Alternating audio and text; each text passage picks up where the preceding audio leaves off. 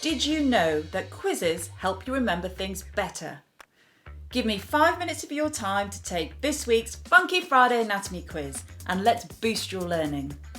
I have 5 quick questions to test your anatomy knowledge, and the answers and explanations are given at the end.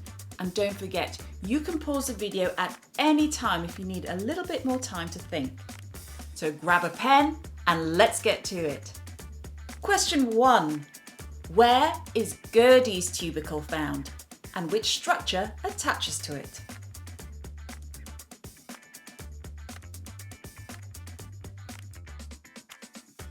Number 2. Where is the circle of Willis found, and which structures make up this circle?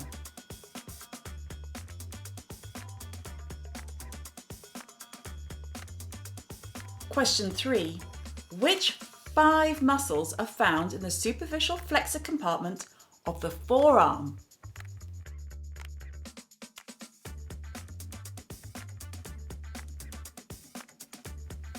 Question 4. Can you name the 3 pairs of major salivary glands?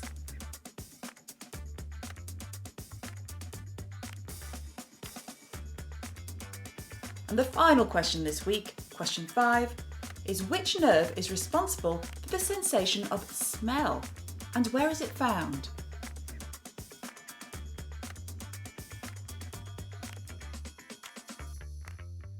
The answers. Question 1. Gerdys tubical is found on the upper or proximal part of the tibia bone in the leg. It is a bony prominence that lies on the anterolateral aspect of the tibial shaft. It's the iliotibial band which attaches to Gerdys tubical, and this is a thick band of fascia formed by the blending of fibres from the muscles gluteus maximus, gluteus medius, and the tensor fascia lata muscles. Question 2. The circle of Willis is the main cerebral distribution centre for blood flow.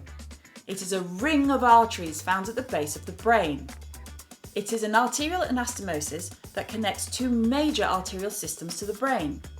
These are the internal carotid arterial system and the vertebro-basilar arterial system.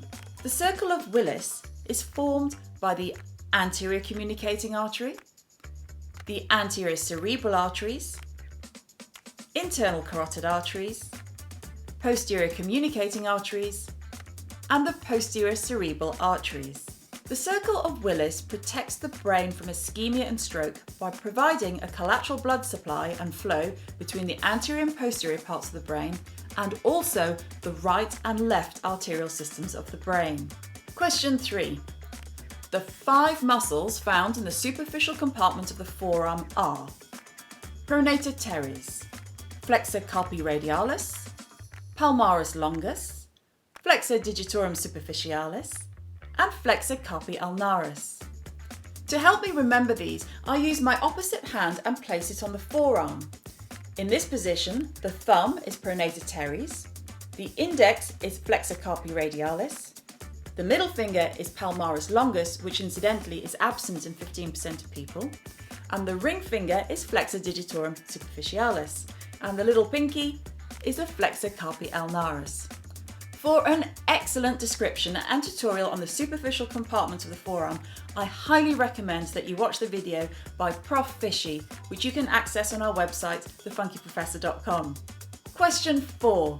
The 3 pairs of major salivary glands, from smallest to largest, are the sublingual, submandibular, and parotid. The sublingual glands are found under the floor of the mouth. The submandibular glands are found just behind the mandibular jaw, and the parotid glands are found on either side of the face, just in front of your ear. Question 5. The olfactory nerve is the first of the 12 cranial nerves and is responsible for the sense of smell.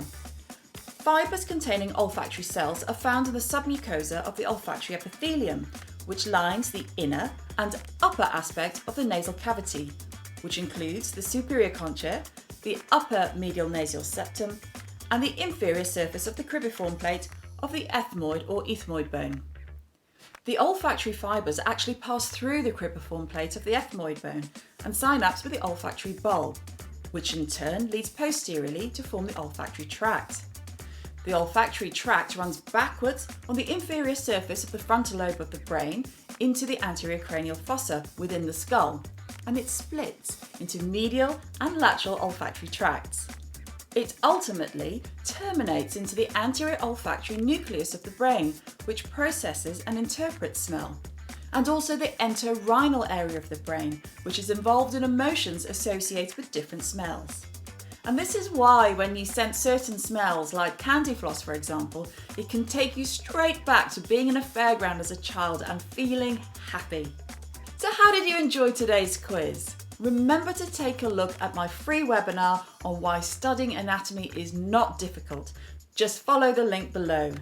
Until next Friday, stay funky!